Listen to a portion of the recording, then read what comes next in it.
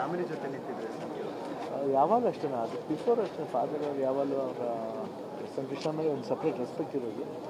ಯಾವಾಗಲೂ I think ಅವ್ರು ಯಾವಾಗಲೂ ಹೇಳೋರು ಈ ಥರ ಒಂದು ಸೊಫಿಸ್ಟಿಕೇಟೆಡ್ ಸಿ ಎಮ್, ಇಲ್ಲಾಂದರೆ ಒಬ್ಬ ಮನುಷ್ಯ ಸೊಫಿಸ್ಟಿಕೇಟೆಡ್ ಆದರೆ ಹೆಂಗಿರ್ಬೇಕಂದ್ರೆ ಕೃಷ್ಣ ಅಂತ ಇರಬೇಕು. ಶಿಸ್ತು ಅವ್ರು ಮಾಡೋ ಕೆಲಸದಲ್ಲಿ ಇರ್ಬೋದು.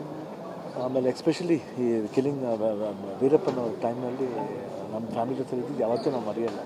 ಆಮೇಲೆ ಪರ್ಸನಲ್ ನಮಗೂ ಅವ್ರ ಜೊತೆ ಆತ್ಮೀಯತೆ ಇದು, ಅವರ ಸನ್ನಿಂದ ಇರ್ಬೋದು, ಅವರ ಇಡೀ ಫ್ಯಾಮಿಲಿ ಜೊತೆಲಿ ಎಲ್ಲ ಪ್ರೇಮ ಅಂತ ಇರ್ಬೋದು, ಎಲ್ಲ ಜೊತೆಲೂ ಒಂದು ನಂಟಿಸ್ತಾನೆ ಇರ್ತೀವಿ. ಇವತ್ತು ಖಂಡಿತ ದುಃಖ ಆಗುತ್ತೆ, ಯಾಕಂದರೆ ವಯಸ್ಸು ಎಷ್ಟೇ ಆದ್ರೂ ಹೋದ್ರೆ ಲಾಸ್ ಅಂತ ಲಾಸೇ.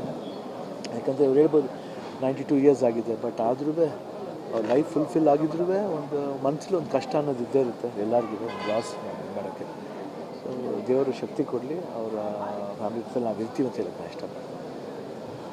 ಈ ಫ್ಯಾಮಿಲಿ ಜೊತೆ ನಿಂತಿದ್ರೆ ಯಾವಾಗ ಅಷ್ಟೇ ಅದು ಬಿಫೋರ್ ಅಷ್ಟೇ ಫಾದರ್ ಅವ್ರು ಯಾವಾಗಲೂ ಅವರ ಕೃಷ್ಣ ಮೇಲೆ ಒಂದು ಸಪ್ರೇಟ್ ರೆಸ್ಪೆಕ್ಟ್ ಇರೋದು.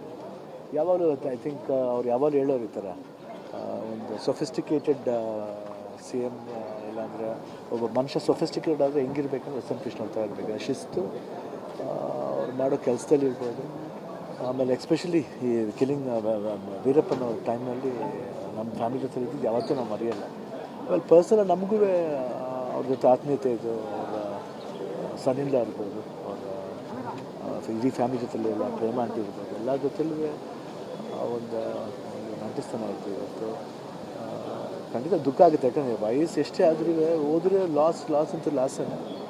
ಯಾಕಂದರೆ ಇವ್ರು ಹೇಳ್ಬೋದು 92 ಇಯರ್ಸ್ ಆಗಿದೆ, ಬಟ್ ಆದ್ರೂ ಅವ್ರ ಲೈಫ್ ಫುಲ್ಫಿಲ್ ಆಗಿದ್ರೂ ಒಂದು ಮನಸ್ಸಲ್ಲಿ ಒಂದು ಕಷ್ಟ ಅನ್ನೋದು ಇದ್ದೇ ಇರುತ್ತೆ ಎಲ್ಲರಿಗೂ ಒಂದು ಲಾಸ್ ಮಾಡೋಕ್ಕೆ. ಸೊ ದೇವರು ಶಕ್ತಿ ಕೊಡಲಿ, ಅವರ ಫ್ಯಾಮಿಲಿ ಜೊತೆ ನಾವು ಇರ್ತೀವಿ ಅಂತ ಹೇಳಕ್ಕೆ ಇಷ್ಟಪಡ್ತೀನಿ.